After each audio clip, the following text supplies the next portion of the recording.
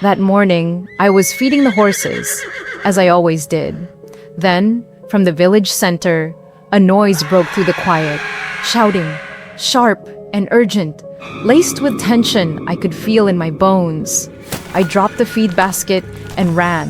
What I saw at the sacred stone took the breath from my lungs. A man, clearly not from any tribe I knew, knelt in the dirt with his wrists bound tightly and dried blood marking the side of his face, while my people surrounded him like wolves torn between fear and the instinct to strike. My father, the chief, had already made his judgment. The stranger was a harbinger of misfortune, and he would be sacrificed to calm the spirits. But when his eyes met mine, something in me shifted. There was no anger in them, no pride or hate, only fear, bare, and deeply human, the kind that speaks beyond words. In that silent moment, I saw a plea I couldn't ignore. So I turned to my father, approached him quietly and whispered, asking him to spare the man's life. My father considered me for a long moment, then turned back to the man. Because my daughter is merciful, your life will be spared. Remember this gift. I approached the man and untied his ropes, my hands trembling slightly as I did so. I didn't know then that this simple act of kindness would become the thread that unraveled everything I believed to be safe. His name was Edmund. In the days that followed, I visited him in secret. He was weakened by injury and hunger, so I brought him food, healing herbs, and simply sat with him when he needed nothing but quiet company. Slowly, as trust began to form, he told me about his world, a place beyond the sea, where cities glowed through the night and people lived not under the rule of spirits or chiefs, but free, each person carving their own path. He placed a small, time-worn compass into my hand, saying it had always pointed him toward hope. Then, with a tenderness that caught me off guard, he looked at me and called me his wild queen. It was a name that unsettled and intrigued me all at once. And when he asked me to leave with him, to cross the ocean and see that world for myself, I felt a sudden thrill rise within me. The old, buried longing for something more than duty and tradition. Even so, I turned him down. My heart wasn't ready to part with the only home I had ever known. That changed the day my father announced my marriage to Nakoma, an elder from an allied tribe. I had never met him. I was told he was strong, wise, and a valuable alliance for peace. But none of that mattered to the part of me that wanted to be seen. Not as a daughter or a bride, but as myself. I didn't want a life chosen for me, wrapped in expectation and silence. So I went to Edmund, and for the first time I said yes. We left in the dark, with only the compass and the sound of waves for company. As the shoreline faded, I told myself I wasn't running. I was choosing. I believed that somewhere out there, beyond the sea, freedom was waiting. At first, everything dazzled me. England was louder, faster, stranger than I'd ever imagined. There were buildings that reached into the clouds, voices that echoed in alleys, and colors I couldn't name. But the stairs came quickly, and they stayed. People looked at me with the cold curiosity of collectors studying something exotic, as if I were a creature brought back from the edge of the world to be gawked at and explained away.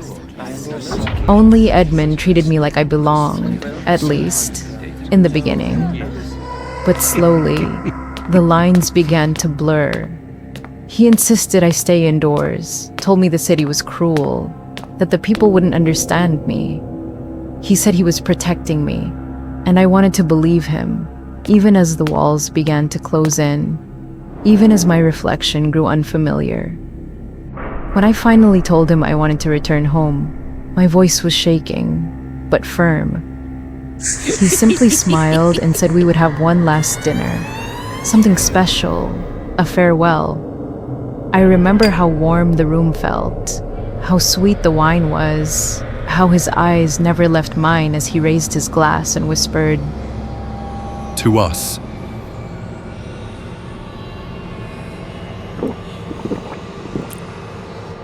After that, darkness took everything. I awoke to darkness, not the kind that comes with night, but the kind that sinks into your bones. I couldn't move, couldn't speak, couldn't even feel the rhythm of breath in my chest. But I was still present. I could see. Edmund was standing beside me, humming quietly as he brushed my hair, painted my lips, and stitched my eyelids shut with careful, practiced hands. He whispered as he worked, calling me beautiful, calling me his forever.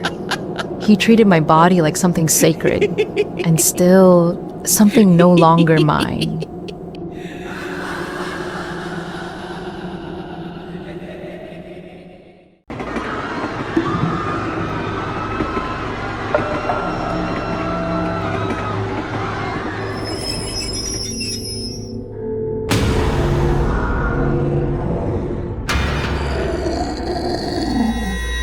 I've always loved thrill rides.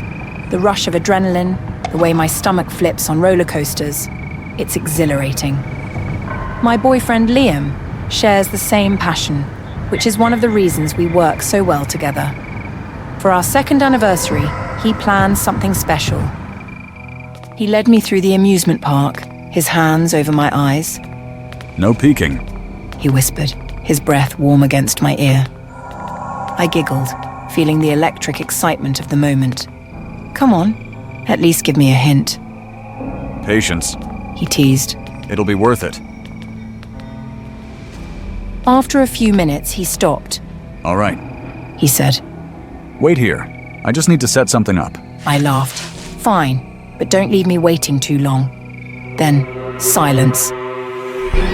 The sounds of the amusement park buzzed around me. Distant laughter, the clanking of machinery, the occasional whoosh of a roller coaster. But as minutes passed, my excitement began to wane. He was taking too long. I shifted on my feet. Liam? Nothing. A strange silence crept in, swallowing the noise of the park. Then, a soft dragging sound, like something limping toward me. I smiled uneasily. "Liam, quit messing around!" The sound grew closer, slow, uneven. Then it stopped. A cold, suffocating stillness settled over me. The fine hairs on my arms rose. I wasn't alone. I hesitated before opening my eyes, expecting to see the bright lights of the amusement park. But everything was dark. The once vibrant park was now eerily abandoned. The carousel stood lifeless, its horses frozen mid-gallop. Rides that should have been full of screams and laughter were motionless. And in front of me stood a man. No, something that used to be a man. His body was thin and twisted, one leg dragging behind him as if it were broken. His head tilted at an unnatural angle, face stretched into a distorted grin. His eyes, sunken and empty, locked onto mine. My breath caught. I took a step back. He took one forward. A sickening squelch accompanied his movement, as if his bones weren't connected properly. Then, he lunged. I turned and ran. The air felt thick, suffocating. My feet pounded against the pavement as I darted past the abandoned booths and empty rides. I didn't dare look back.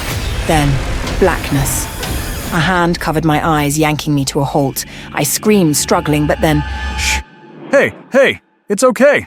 It's just me!" "Liam," I gasped as the blindfold was gently removed. The lights of the amusement park burst into view, dazzling and vibrant. Music played, people laughed, and the air smelled of popcorn and cotton candy. I turned, seeing Liam's familiar warm smile. You okay? I think you got a little overwhelmed. But don't worry, I have the perfect way to make it up to you. I forced a weak laugh. Maybe I had imagined everything.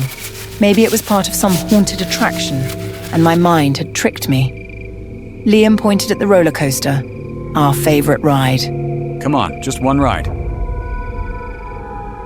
Despite my lingering unease, I nodded. The roller coaster car locked us in. As it ascended, I started to relax. Liam squeezed my hand, and for a moment everything felt normal again. Then, as we plunged into the first drop, I saw it. Among the trees lining the tracks, a head, human, severed, was nailed to a trunk. Its eyes were wide open, staring right at me. Its mouth hung slack, lips twisted in a silent scream. My stomach turned to ice. Liam, did you see that? The head! What head? He frowned, laughing. You're seeing things again. The ride sped up, the wind howling around us. But when we should have returned to the station, the coaster didn't slow down.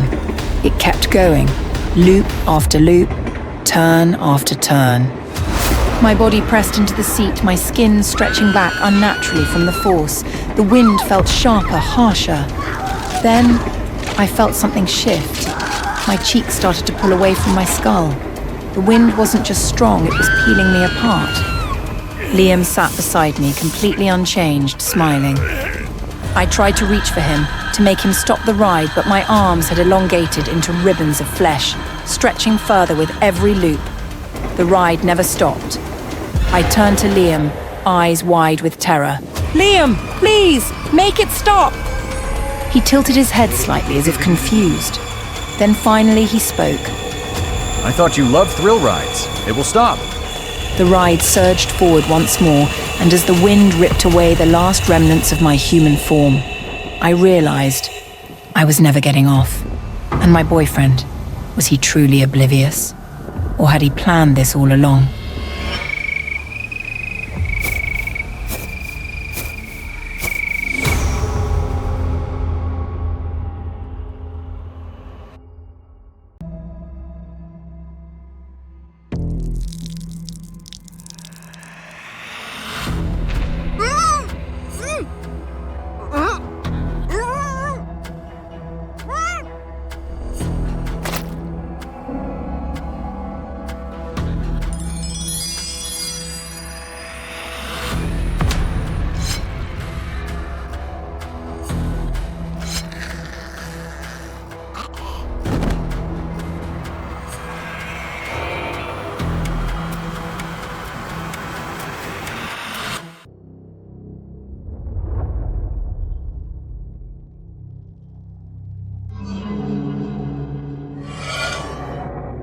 What's going on? Feels like I just woke up from a long dream. Where did this red mark come from? Can't wipe it off. Oh well, no big deal. Good thing I'm handsome. This scar actually looks kinda cool. I'm Jacob, a free knight. Today, I'm going to run away with my princess. Her name is Rapunzel. Monster, go to hell! Yeah, kill her and take her eyes back to atone to the prince. What are you doing?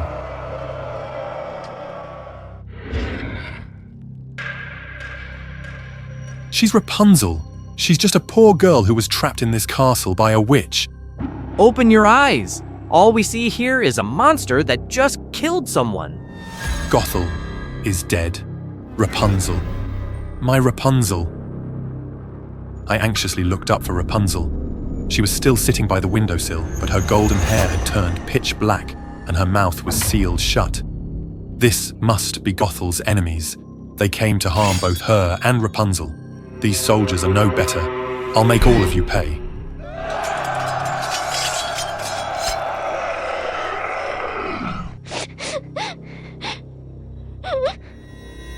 Rapunzel, where am I? My body feels like something terrible has happened, but my mind is completely blank.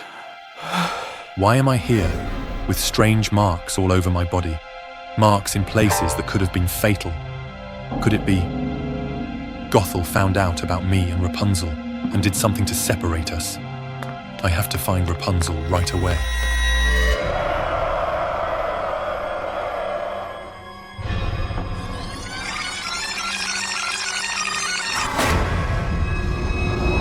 What really happened to Rapunzel?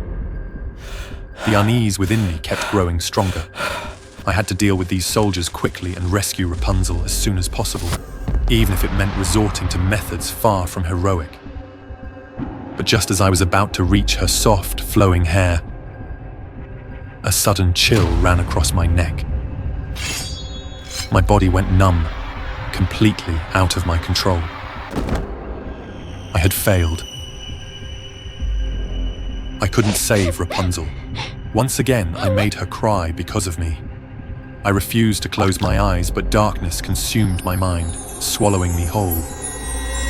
Even if you blind him, Mother, you can't tear our love apart. When I could see light again, I found myself inside Rapunzel's tower.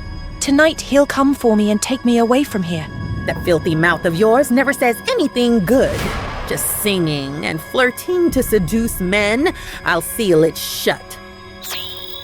Wait, this is all a misunderstanding. Why is this happening? It's like I'm nothing but a ghost, invisible to the both of them. I could do nothing but watch helplessly as Rapunzel fell victim to the curse. Let's see how your prince will find you now. She's the one who blinded the prince. That monster in the tower can't be any better. Burn it down. I wanted to run to Rapunzel, to take her away. But before I could reach her, the scene before me shifted again. I found myself standing before the castle again, facing the soldiers once more. It hit me. I was nothing more than a bystander, helplessly witnessing Rapunzel's painful memories play out. It was Rapunzel all along, using her hair's magic to save me repeatedly, while I was trapped in a memoryless loop, dying a bitter death each time.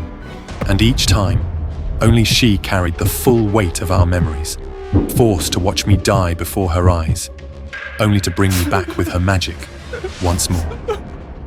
My lie made Gothel mistake me for the prince. In her rage, she blinded the real prince, sparking the kingdom's vengeance. And Rapunzel, innocent and undeserving, was caught in the chaos. Rapunzel, don't hurt yourself. This time, I swear, I will save her and break this endless loop. The enemy before me was suddenly struck down, impaled by something sharp. It was a strand of hair. I stared in shock as the strand of hair moved toward me, but it only brushed against my cheek, as if gently caressing me. Don't be afraid, it's me. I've discovered I can control my hair. This time, let me fight alongside you.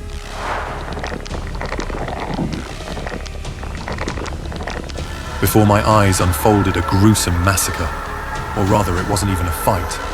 Only one side was slaughtered, helpless and unable to resist. With the enemies cleared from my path, I strode confidently toward the tower. Rapunzel was waiting for me, and I gently pulled her into my arms. Rapunzel, I'm sorry for deceiving you. I'm not a prince. I'm just a cowardly knight named Jacob. The one I love has always been you, Jacob. I'm just glad you're safe. This land was no longer safe for us. I would take Rapunzel far away. Somewhere in the countryside, we would build a home together and live happily ever after. I have always believed that knowledge is power. A glimpse into the future, a mere whisper of what is to come, would be enough to change the course of fate. And why shouldn't I be the one to wield such power? I was beautiful. I was intelligent. I was persuasive. There was nothing I could not obtain. So when Apollo came to me offering the greatest gift of all, the sight beyond time, I did not hesitate. But the gods are never so generous. Love me, He murmured, his golden hands caressing the air between us. and I will make you the voice of the gods. I laughed. Did he think I would give my heart so freely? I wanted his gift, not his affections. I turned away.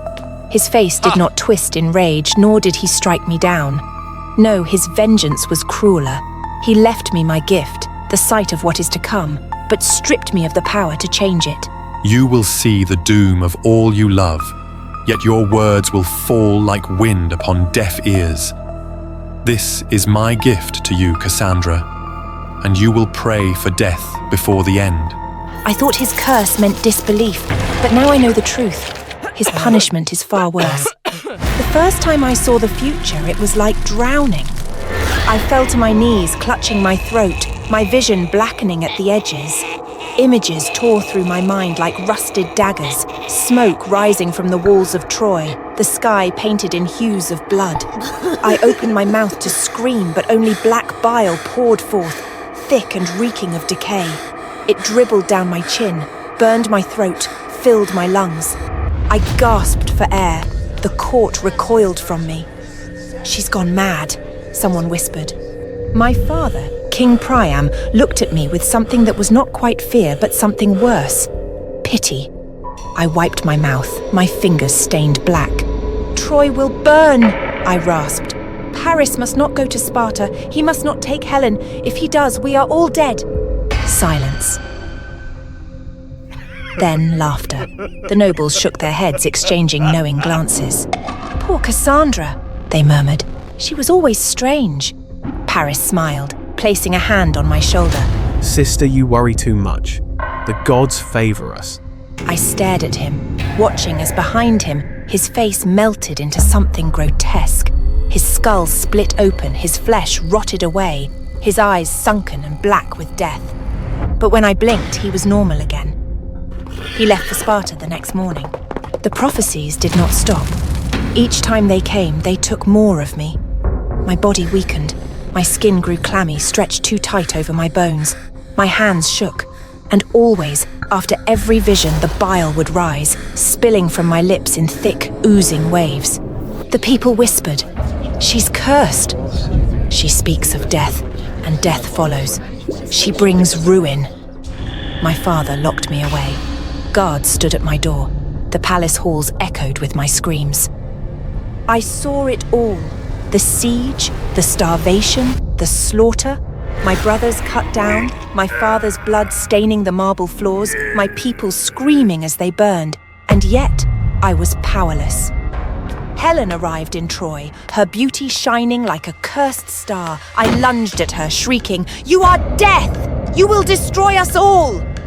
The black bile poured from my lips, pooling at my feet. The smell of rot filled the air. Helen did not flinch. She merely tilted her head, smiling, and whispered, "Then let it begin." The war dragged on. Years of blood, of bodies piled high at the gates. I warned them, Troy will fall, Troy will fall. But my words meant nothing. Then, one day, the battlefield was empty. The Greeks were gone, and in their place, a gift, a massive wooden horse standing silently outside the gates. No, this was a trick. I saw them already, the warriors hiding inside, their blades gleaming in the dark. I saw them emerging in the dead of night, slaughtering my people as they slept.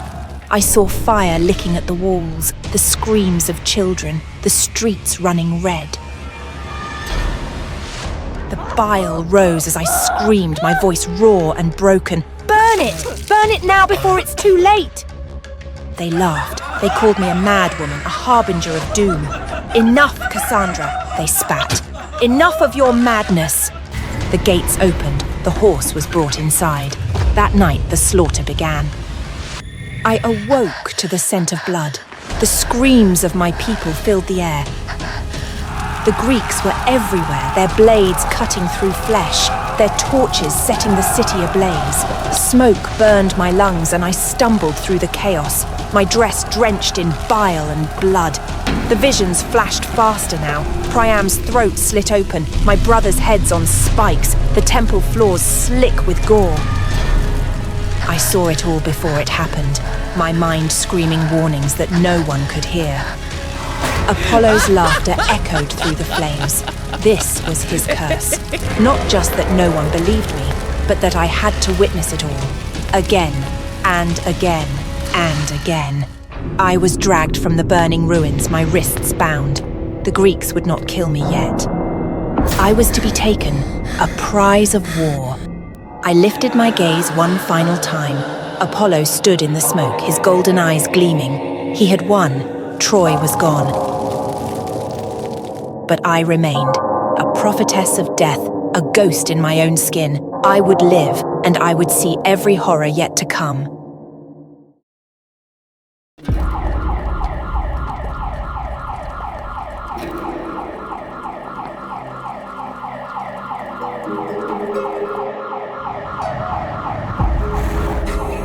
Have a blessed Thanksgiving.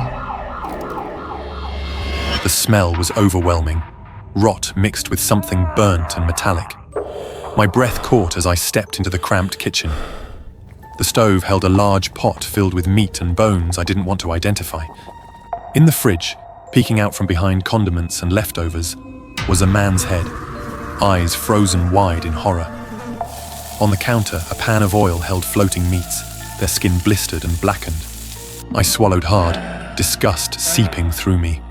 Who could do something so monstrous? The tip-off was strange too. A man named Jose had called, shaken, saying his friend Omaima had been in a terrible situation. She'd killed her husband Bill, he claimed, in self-defense. Yet here was the aftermath. Nothing about it screamed panic or self-defense. This was calculated. Inside the interrogation room, Omaima sat across from me, hands folded neatly, an unsettling calm in her gaze. I studied her for a moment, Egyptian, early 30s, dark hair framing a face that seemed almost serene, as if she were waiting for a dinner order instead of facing a murder charge. I started. Omaima, can you explain why we found your husband's body? Like that. She raised her eyes to mine, completely unbothered. I didn't have a choice, Detective Dean. Bill was hurting me every day. I did what I had to do. To defend yourself? I lifted a crime scene photo, showing the state of the kitchen, the blood-stained counters. This doesn't look like self-defense. This looks like a lot more. Why cut him up? Why cook parts of him? Her eyes were filled with tears, as if about to cry. Bill was abusive, controlling. He threatened me every day. We found no evidence of abuse, no medical reports, nothing. His family, his friends, none of them ever saw this violent side of him you're describing. Of course they didn't, She said, voice rising a notch. He was charming to everyone else, a real angel. But with me, he was a demon. I pressed, leaning forward. Tell me what happened the night of his death. She trembled and started to say, He came home drunk, started yelling, insulting me, and then he put his hands on me. I fought back, grabbed anything I could, scissors, a lamp, even an iron. He tried to hit me and I fought until he wasn't moving anymore. And that's when you decided to dismember him? I have nothing to say, but it was Thanksgiving. She said, a glimmer of dark humor in her eyes. I figured I should be thankful. I felt a chill. Thankful? She leaned in, her smile widening, eerie. If you lived in that nightmare, you'd understand. I narrowed my gaze. The coroner's report shows he was restrained before he died. There were marks on his wrists, Omaima. So tell me, what kind of struggle leaves a man tied up and defenseless? She looked taken aback for a moment, but recovered. He was violent, Detective. I had to protect myself. From a man tied to a chair, I shot back, voice steady.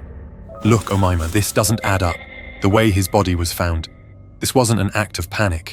This was controlled, deliberate. What would you know about being terrified for your life? He threatened to report me, turn me into an illegal. I was traumatized by more than 10 years of abuse. And yet, I continued, not letting up. There's no proof of any of this. No one else saw this side of him, no reports, no complaints. Even your ex-husband says you showed no signs of being traumatized by the abuse. Of course they don't know, She hissed, her control starting to crack. Bill made sure to keep that side of him private. He manipulated people to admire him and look down on me. You expect me to believe that? I replied. And yet there's no physical evidence on your body, no bruises, no injuries. In fact, Bill's body shows that he was tied down. The only one with marks here is him. So, who was it who really held the power? She smirked, tilting her head. It wasn't about power, Detective. It was about survival. The room went cold as I felt a shift in her tone. She started to laugh softly, a low, unsettling sound. You want the truth, Detective? She asked, leaning forward, eyes glinting. The truth is, it was Thanksgiving. I wanted to thank him, So yes, I hit him. Hard. Then I got the scissors, the iron, anything I could find. I made sure he'd never touch me again. And yes, I carved and cooked, just like he'd done to me, piece by piece, breaking me down. I swallowed, my own pulse pounding. Her voice had dropped to a soft, chilling whisper. Detective, the world is better without him. Someone like him deserved what he got. Is that what you think? That dismembering him, frying his hands, that's justice to you?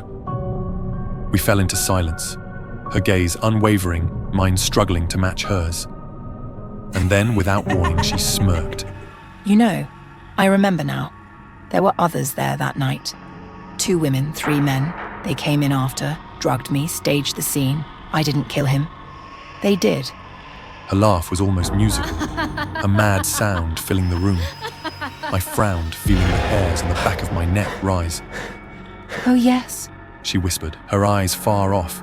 they set me up. They wanted him dead too, I'm sure of it. Her laughter spiraled higher and louder, filling the small room, as I watched, horrified. In that moment, her story fractured completely, falling apart in pieces even as she clung to them. Days later, Dr. Scheffner would diagnose her with a severe psychotic break, claiming that her actions had taken place in a trance-like state, as if she were outside herself. They said she couldn't be held accountable, not fully, not in the way a sane person would be. But even now, that laugh, that glint in her eyes, follows me like a shadow.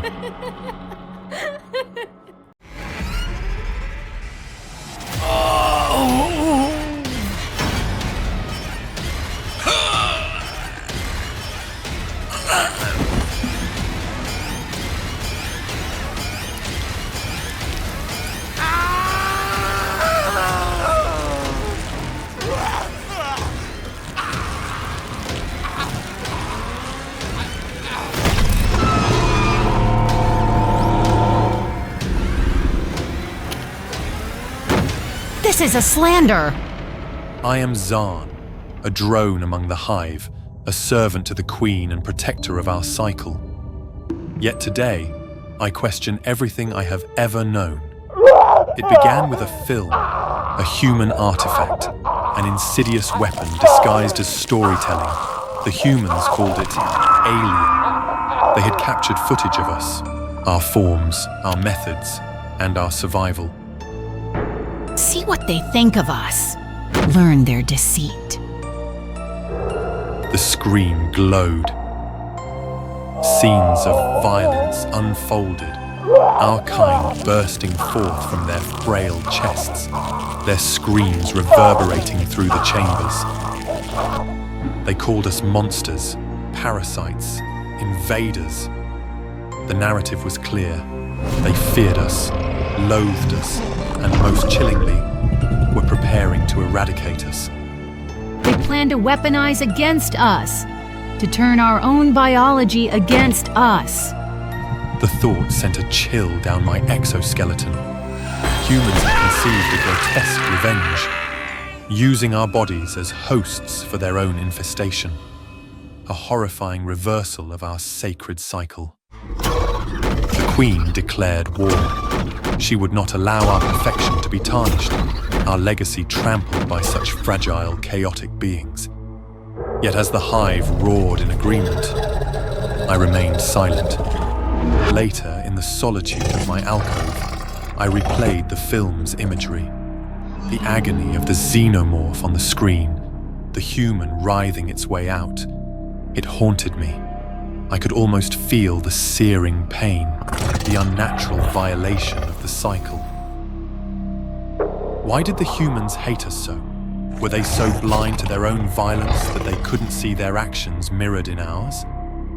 For the first time, I felt something foreign. Empathy, the pain, the violation. Was this how the humans felt as we seeded them? Their fear, their screams. It was not so different from what I imagined in that moment. When I approached the Queen, my claws trembled with trepidation. "We should negotiate," I said, my voice low. "Their fear drives them. Perhaps we can stop this before more blood is shed." Her massive form turned toward me, a glistening skull tilting in a silent challenge. The hive murmured in disbelief.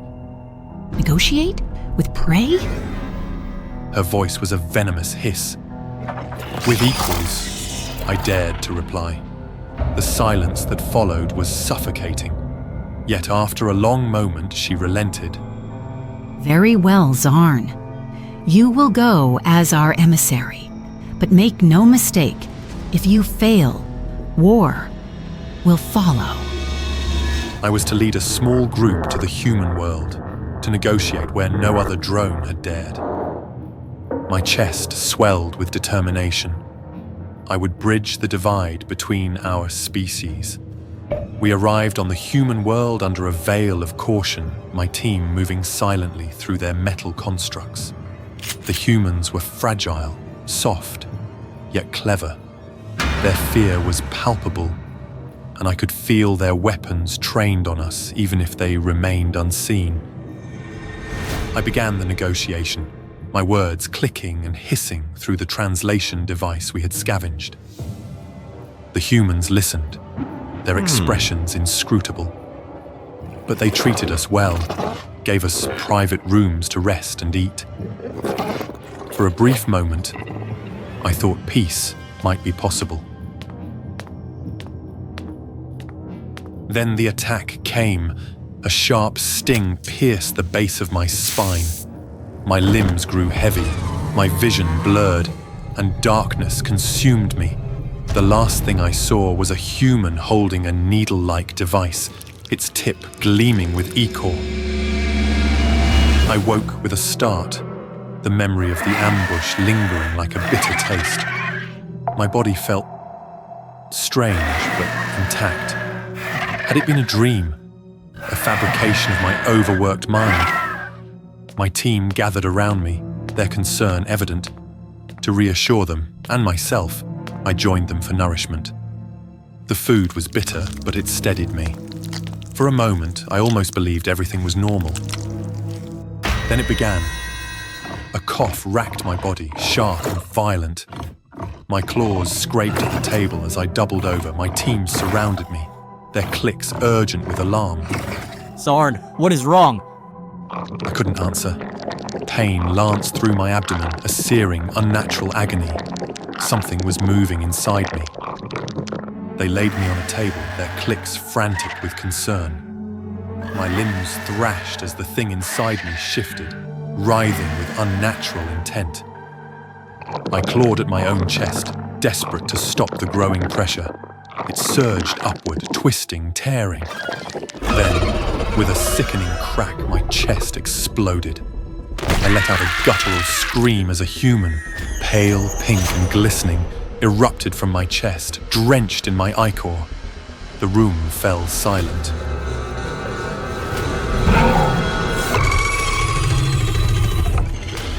Then chaos erupted. The hive recoiled in horror. It's inside him! One of them hissed. The human let out a guttural cry, its fragile limbs trembling as it stood. My vision blurred, the pain overwhelming. My body felt hollow, violated. And still I watched. The hive erupted into chaos. My team grabbed their weapons, their rage a tangible force.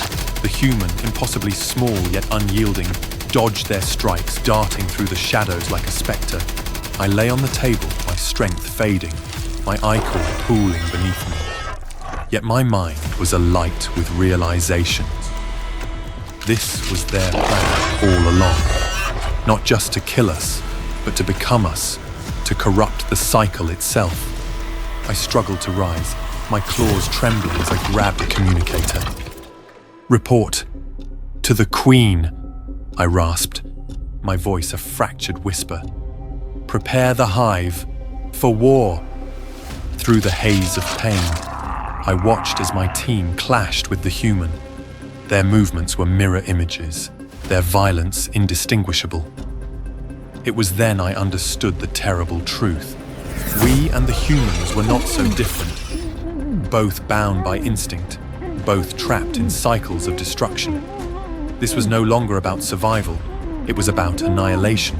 The war would come, and it would consume us all. And in the end, neither species would win. Only violence would remain, echoing through the stars.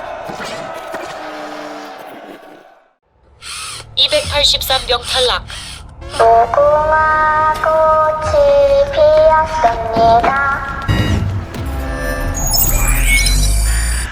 192명 탈락. 385명 탈락. I stumbled, my legs barely supporting me after surviving the latest round of the Squid Game. Player 132, that's who I was now. 77, my closest companion in this nightmare, laughed with a mix of relief and exhaustion. We made it, 132. For a fleeting moment, his grin was contagious. Anyway, I'm Hansu. He said, offering me a bottle of water. I came here to save my company. It's been going through some tough times. I hesitated, but his open expression prompted me to reply.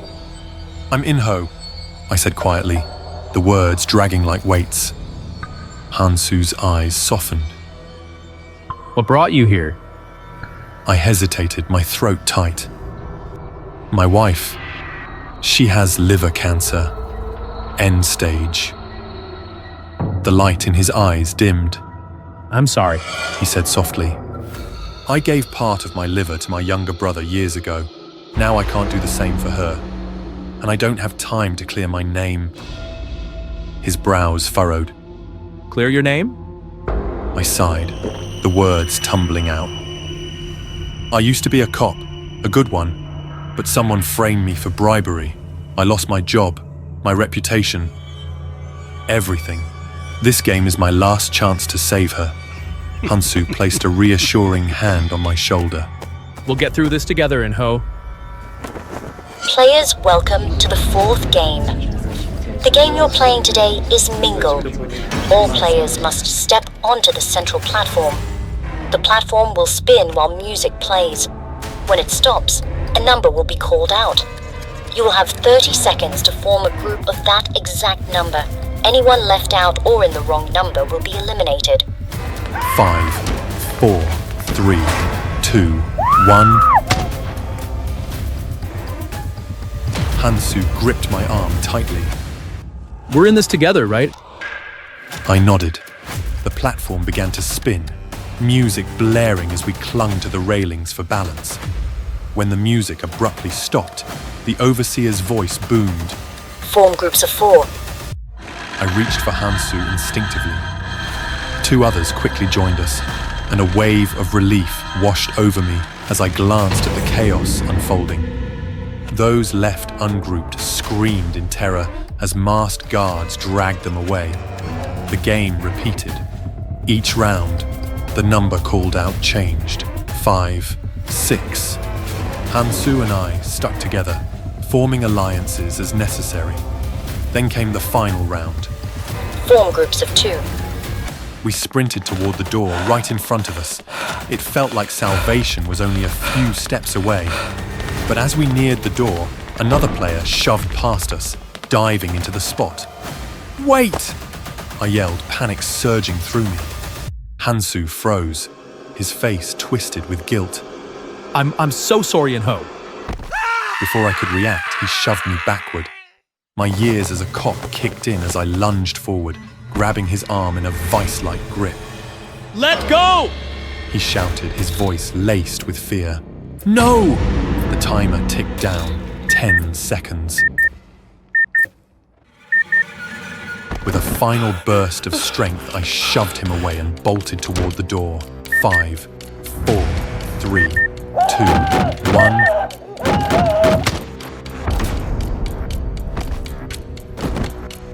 Hansu had been my ally, my friend. But in the end, survival outweighed everything else.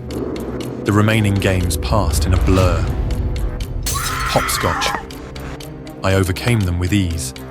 The final game, the Squid Game, didn't pose a challenge for me either. By the time it was over, I wasn't the same person. Every step, every choice was calculated, cold. I won. The prize? 45.6 billion won. But when I returned home, triumph was hollow. My wife was gone. On the table lay a letter, her trembling handwriting scrawled across the page. I couldn't wait any longer, Inho, but I want you to know our baby would have been beautiful. Beside the note was an ultrasound image. I crumpled to the floor, the weight of it all crushing me. Seeking closure, I returned to my old precinct. That's when I learned the truth. Kang Jun, my former partner, had framed me for bribery. He wanted the promotion, and I was the perfect scapegoat. Rage boiled inside me as I tracked him down, knife in hand. I was ready to end his life, but a voice stopped me. Why waste such anger? I turned to see a man in a black suit, his face obscured by a sleek, three-dimensional mask. I can offer you something better. Destroy him the way he destroyed you, ruin his career, and then...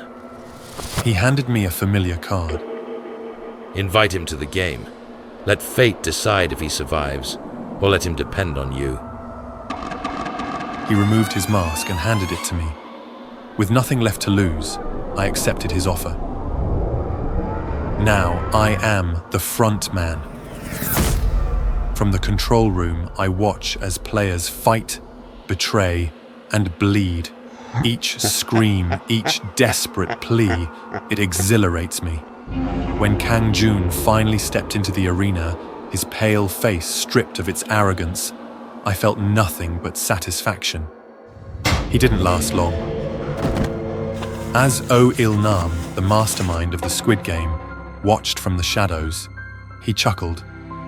An interesting game, wouldn't you agree? I didn't reply. I adjusted my mask and turned back to the screens. The next season was about to begin.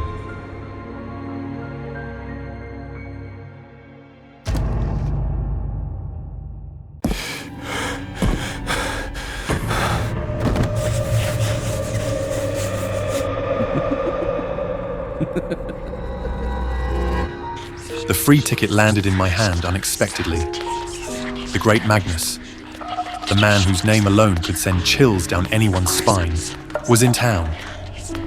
People clamored to witness his famous act, pulling their deepest fears from a seemingly ordinary top hat. I wasn't his target audience. Magic was nothing but clever tricks and theatrics.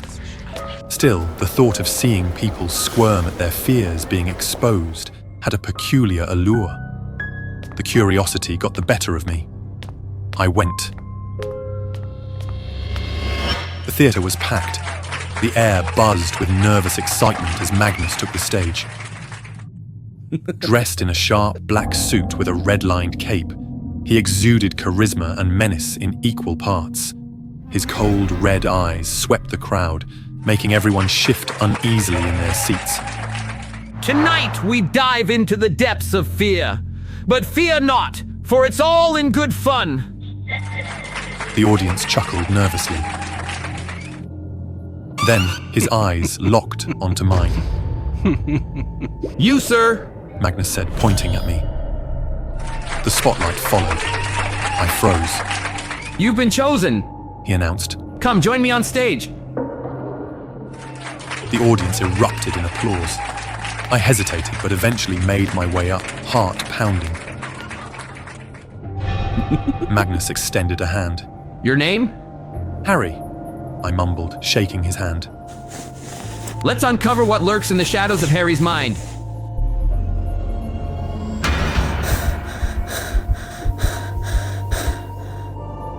He pulled out a ceramic bowl, and the audience leaned in. Inside, a mass of writhing, glistening insects crawled over one another, their tiny legs scratching against the ceramic with a nauseating scritch, scritch. My stomach turned. I recoiled as the memories came flooding back. Back in school, the bullies, Draco and his gang, loved to make my life hell. One day, they pinned me to the ground and shoved my face into a bowl teeming with bugs. Ants, roaches, and beetles swarmed over my face, crawling into my nose. The sharp pinch of ants biting into my cheeks sent stinging jolts through my nerves. A beetle's rough shell scraped against my lips. Then, the worst, something wriggled at the corner of my mouth. Before I could close it, a cockroach forced its way inside, its spindly legs thrashing against my tongue. I gagged, but my screams were smothered by the mass of crawling creatures. I had screamed, but they only laughed. When they finally let me go, my skin was covered in angry red welts. The itching persisted for weeks. The scars, they never faded. On stage, the bowl in Magnus's hand seemed to buzz with life. I backed away, my breathing quick and shallow. Fascinating, Magnus mused. but let's dig deeper. He reached into the hat again. This time he pulled out a carton of milk, battered and bloated, its expiration date long past. A sour stench wafted through the air, curling in my nostrils like a toxic fog. My gag reflex kicked in instantly, my stomach twisting. The audience murmured, puzzled. To them, it was just spoiled milk. They might think that, what's so scary about expired milk? But to me, it was a portal to a darker memory. Draco's gang didn't stop at bugs. One time, during lunch, they ambushed me in the cafeteria, armed with cartons of milk, the expired kind, sour and putrid. They drenched me from head to toe. The rancid liquid clung to my skin, soaked my clothes and dripped down my face in thick, yellowish streaks. Drink up, Harry. They jeered, shoving more cartons at me. They forced my mouth open, pouring the curdled, chunky liquid down my throat. The taste was unbearable, acidic and rotten. My throat burned, my stomach churned, and bile rose up. I barely made it to the bathroom before I vomited, my body convulsing as if trying to purge the memory itself. On stage, the scent seemed to cling to me again, as real as it had been years ago.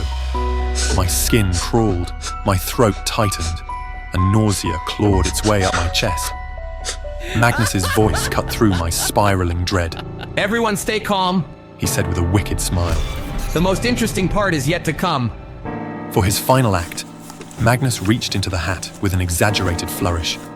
His hand emerged holding a battered suitcase. The audience gasped in surprise, but I couldn't move. I recognized it immediately. The scuffs, the torn corner. It was that suitcase.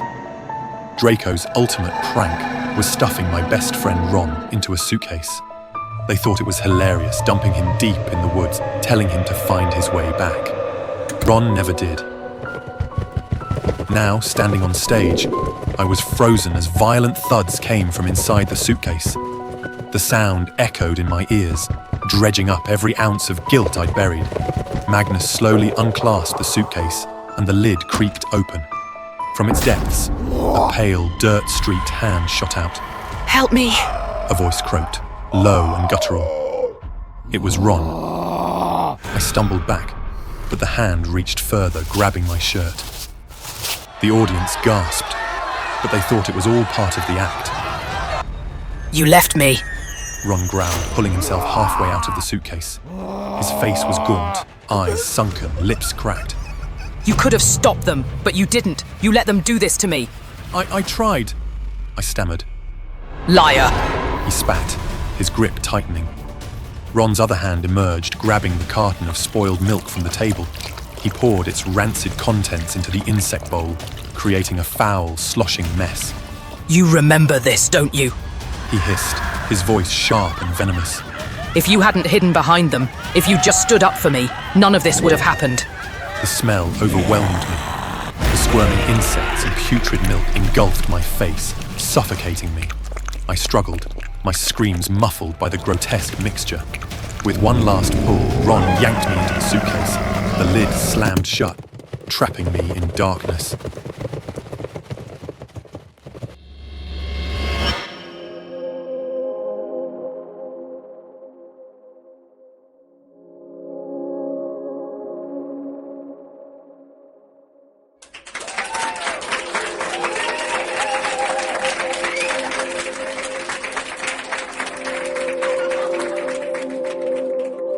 And now, who's next?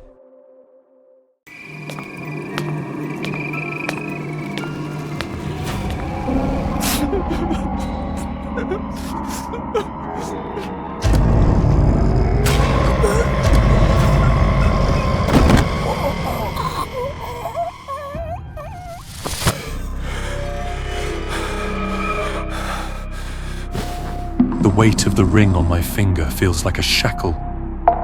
My wife, sweet and kind, sleeps soundly beside me, her breathing steady, unaware of the cold emptiness in my heart. I stare at the window, my mind consumed by the dreams of him, Nosferatu. His presence haunts me, lurking in the edges of my vision, whispering to me in my sleep. His elongated fingers trace my skin in the dark recesses of my mind, leaving trails of ice and fire. I wake up trembling, gasping, craving something nameless and forbidden. Then came the letter. Herr Nock, my employer, has ordered me to travel to Transylvania to finalize a sale with Count Orlok. The townspeople recoil at the mention of his name. Superstition grips them, their whispers filled with fear.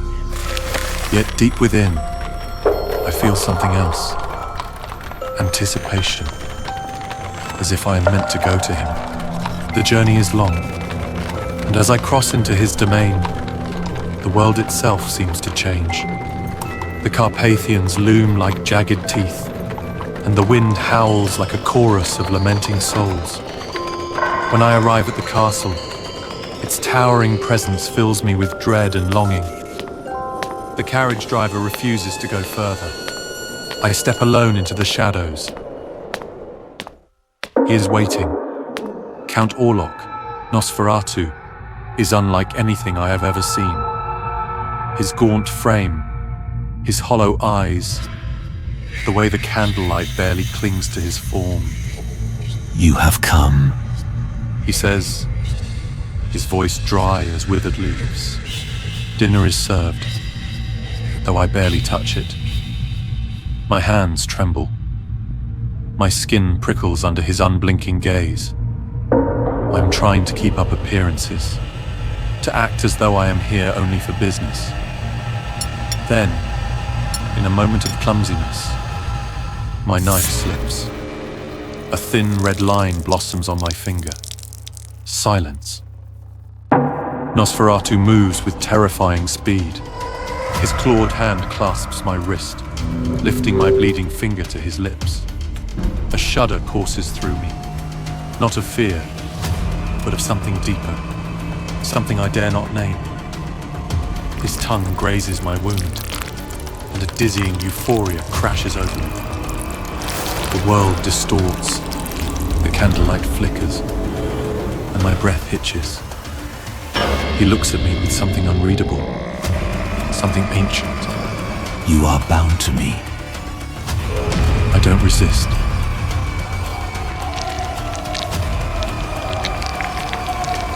That night, he comes to me. The walls seem to pulse, the air thick with something unseen. He speaks of my pain, of the chains that bind me. He sees through the facade, through the forced smiles and silent suffering. You have always belonged to the night, he whispers, his lips grazing my chest. When his fangs pierce my skin, I do not scream. I wake in my chamber, my body feverish, my mind altered. The puncture wounds on my neck pulse with a dark hunger. I am no longer the man I was, but I must return. Back in Wisburg, I play the role of the dutiful husband. My wife watches me with quiet concern. She senses the shift in me. We argue. She pleads for me to hold her, to touch her the way a husband should. But I recoil. Every night I turn away from her, offering only silence in return. My hands are cold. My heart no longer beats the same. And at night, I hear his voice calling me, his shadow stretching long against my walls. Then, the plague comes. Death spreads through Wisburg like wildfire. The townsfolk whisper of a curse, of Nosferatu's wrath. They blame me. They claim I brought this darkness home. The sickness festers, leaving hollowed bodies and empty homes in its wake. The vampire demands a sacrifice, a pure soul, untouched, to appease him. They said to offer a virgin girl. A strange sensation rises within me, a mixture of discomfort and hope. I do not understand it, but it coils deep in my chest, tightening with every whispered word. The night of reckoning arrives. I stand before the window, shielding her from their condemning hands. Then, he comes. Nosferatu emerges from the shadows, towering, spectral. His eyes lock onto mine, unreadable, eternal. My wife clings to me, trembling, believing she is the one he wants. But he does not look at her. He looks at me. I stagger back, the realization slamming into my chest like ice. It was never her. It was always me.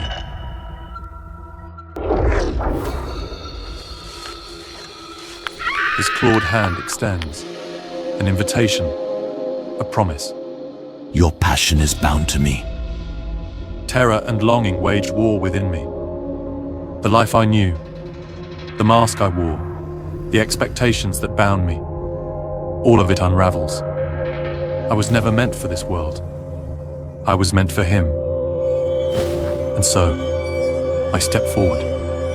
Nosferatu's arms close around me, his embrace colder than death, and yet, I have never felt more alive. As dawn breaks over Wisburg, I vanish into the shadows, leaving behind only whispers of a love never meant to exist in the light.